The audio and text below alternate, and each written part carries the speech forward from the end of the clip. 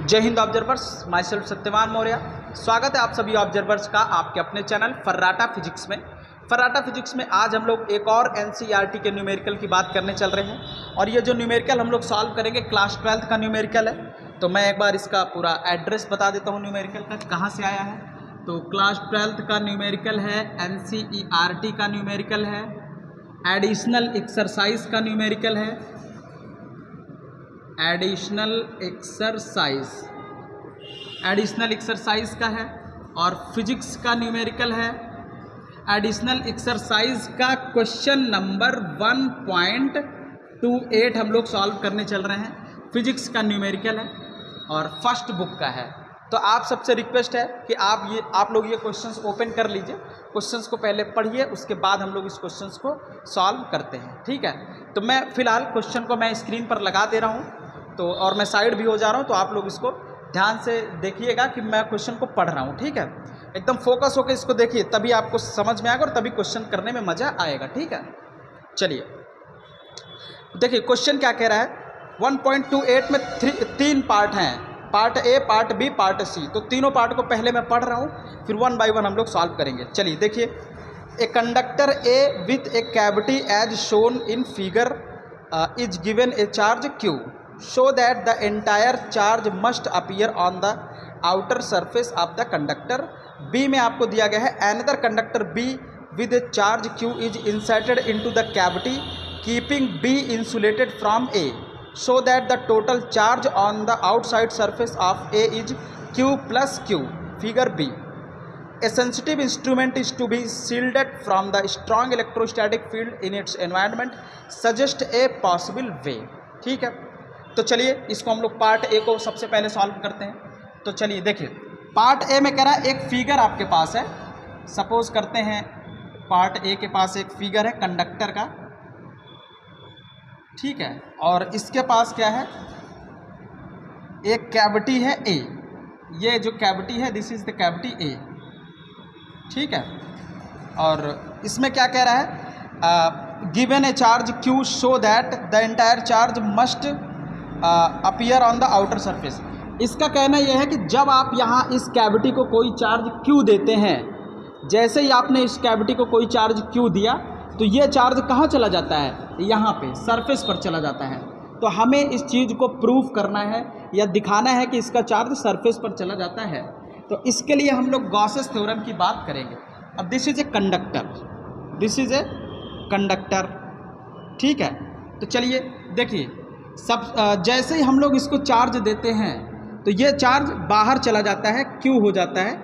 इस चीज़ को हमें प्रूफ करना है और ये भी प्रूफ करना है कि अंदर कोई चार्ज नहीं रहता है कंडक्टर में, ठीक है। तो इसके लिए suppose we construct a Gaussian surface A. कैसे प्रूफ किया जाता है, बोर्ड के एग्जाम में या थ्योरेटिकल एग्जाम में कैसे लिखा जाता है, तो इसको देखेंगे। Suppose we construct a Gaussian surface including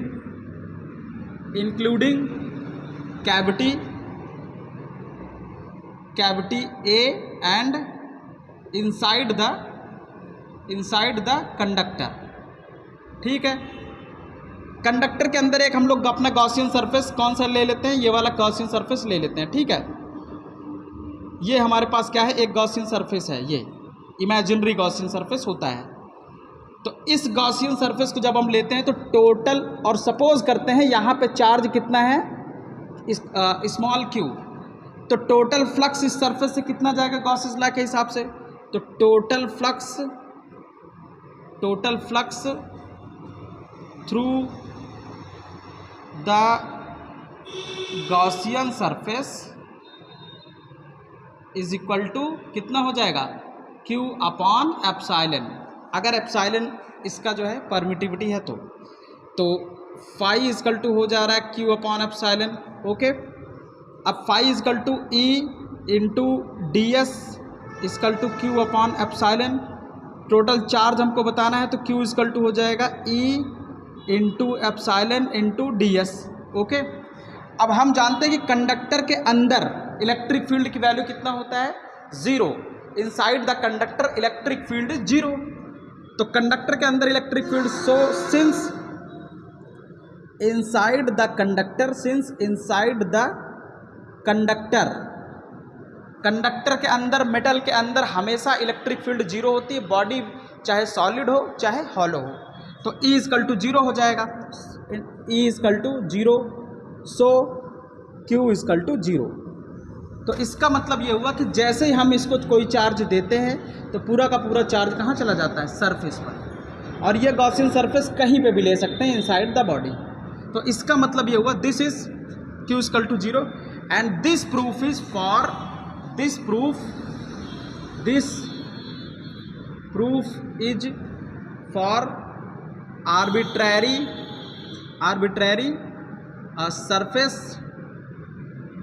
surface inside the conductor. ठीक है, तो पहले क्वेश्चन में क्या पूछा जा रहा था कि अंदर कितना चार्ज होगा, तो हमारा आंसर आ गया Q = 0। तो this was the solution of the part A. अब हम लोग पार्ट बी पे चलते हैं। चलिए, हमें दिखाना था कि शो दैट अंदर चार्ज 0 हो जाता है और बाहर टोटल चार्ज चला जाता है Q। तो जाहिर सी बात है, जब अंदर चार्ज 0 हो जाएगा तो चार्ज जाएगा कहाँ, बाहर ही सरफेस पर चला जाएगा। So charge will reside on the surface. इसको भी लिख लीजिए एक लाइन में, सो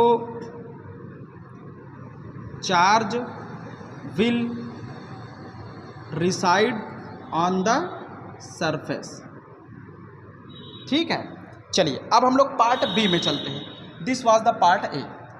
अब हम लोग पार्ट बी में फिर से देखेंगे।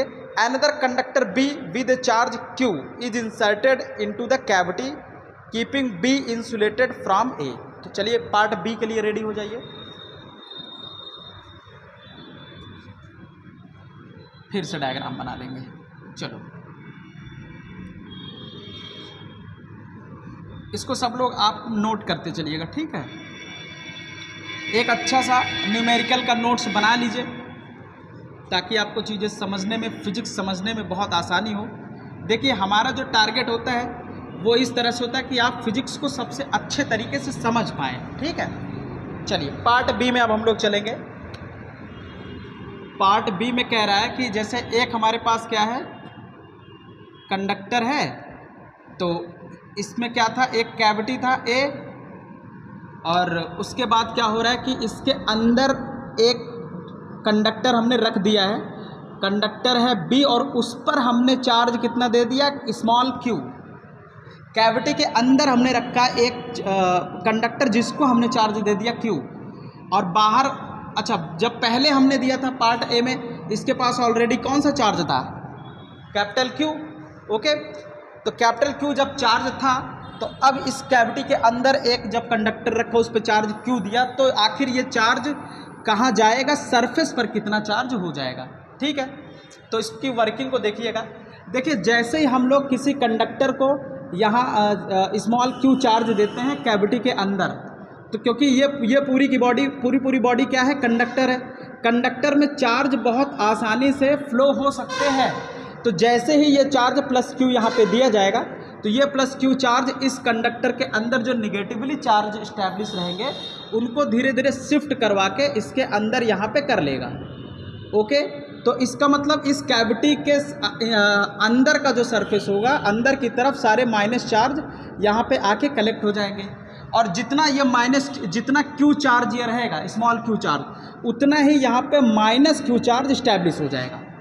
समझ गए। तो अगर प्लस q चार्ज इस कंडक्टर B को देंगे तो यहाँ पे माइनस q चार्ज इस्टेब्लिश हो जाएगा, और जब माइनस q चार्ज यहाँ पे इस्टेब्लिश हुआ, तो क्योंकि निगेटिव चार्ज इधर आए रहेंगे, तो यहाँ पे plus q amount of charge, small q amount of charge इसके सरफेस पर इस्टेब्लिश हो जाएगा।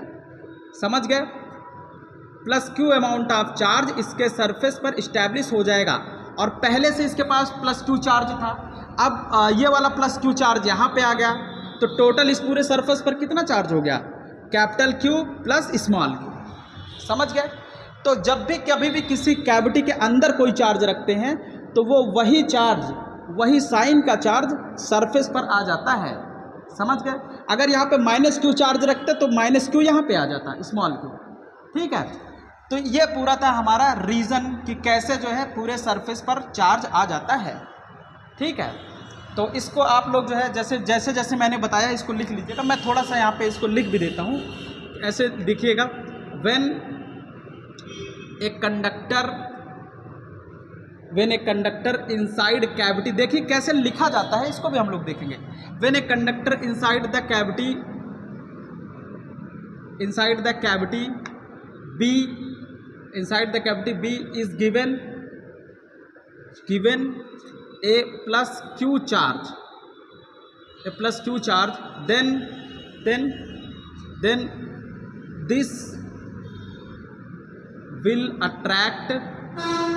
this will attract all negative charge inside the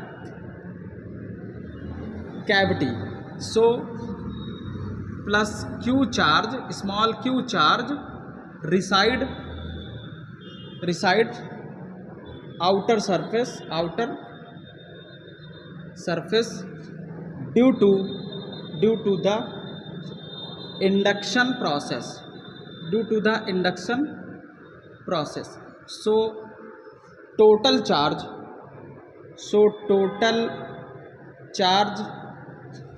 at the outer surface इस कितना हो जाएगा, Q प्लस Q। ठीक है, तो इस तरह से हम लोग इसकी आंसरिंग करेंगे। अब हम लोग पार्ट सी में चलते हैं। पार्ट सी का क्या कहना है, क्वेश्चन को फिर से पढ़िए, पार्ट सी को देखिए।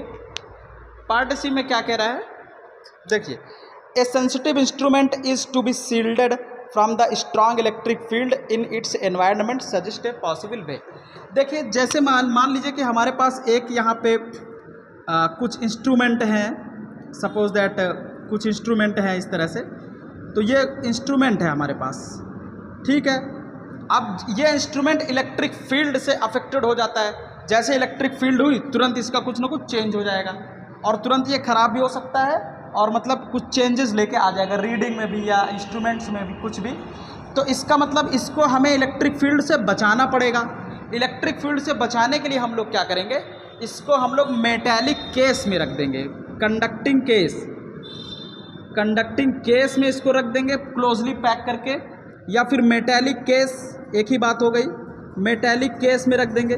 मेटालिक केस में जब रख देते हैं, क्योंकि मेटालिक केस में अंदर इलेक्ट्रिक फील्ड कितना हो जाता है, 0। ओके, इसको फैराडे केस भी बोलते हैं, तो फैराडे का पिंजड़ा भी बोलते हैं। तो जैसे हम लोग इसको क्या करेंगे, एक मेटालिक केस में इसको बंद कर देंगे चारों तरफ से, तो अंदर इलेक्ट्रिक फील्ड का इफेक्ट बिल्कुल 0 हो जाएगा। तो बाहर इलेक्ट्रिक फील्ड रहेगी, लेकिन बाहर की इलेक्ट्रिक फील्ड के कारण यहाँ पे क्या हो जाएगा, इफेक्ट 0 हो जाएगा, जिससे आपका इंस्ट्रूमेंट बचा रह सकता है। अगर हम लोग इसको ओपन करेंगे तो जैसे इलेक्ट्रिक फील्ड लाइंस जा रही है, तुरंत इसकी जो इंडेक्स वगैरह हैं, बाकी सारी चीज़ें अफेक्टेड होने लगेंगी। लेकिन जैसे हमने इसको क्या कर दिया, पैक कर दिया चारों तरफ से, तो अब ये इलेक्ट्रिक फील्ड लाइंस इस इंस्ट्रूमेंट से कोई भी इफेक्ट नहीं पहुंचा पाएगा, कोई भी नुकसान नहीं कर सकता है। समझ गए? तो क्वेश्चन में बोला है कि क्या हमारे पास कोई मेथड है किसी भी इलेक्ट्रोस्टैटिक इंस्ट्रूमेंट्स को बचाने के लिए। तो हमारे पास मेथड क्या है कि उसको हम लोग क्लोज, चारों तरफ से कंप्लीटली क्लोज तरीके से कंडक्टिंग मेटालिक शीट से उसको पैक कर दें। ठीक है, this was the all about the answers of ABC। तो अगर आपको कोई चीज़ नहीं समझ में आई हो तो आप कमेंट में हमको बता दीजिएगा कि sir this point we are not able to understand, तो पर्टिकुलरली हम आपके लिए एक वीडियो बना देंगे। ठीक है, तो चलिए अब मुझे इजाज़त दीजिए, मिलते हैं अब आपसे अगले लेक्चर्स में अगले न्यूमेरिकल के साथ। तब तक आप लोग अच्छे से पढ़ाई करते रहिएगा, और अब आपको सारा न्यूमेरिकल बहुत ही डिटेल्ड फॉर्म में अच्छे से समझने और समझाने के लिए मिलता रहेगा। ठीक है, तो चलिए चलते हैं। Thank you for joining me, thank you for watching me, thank you for supporting me, thank you.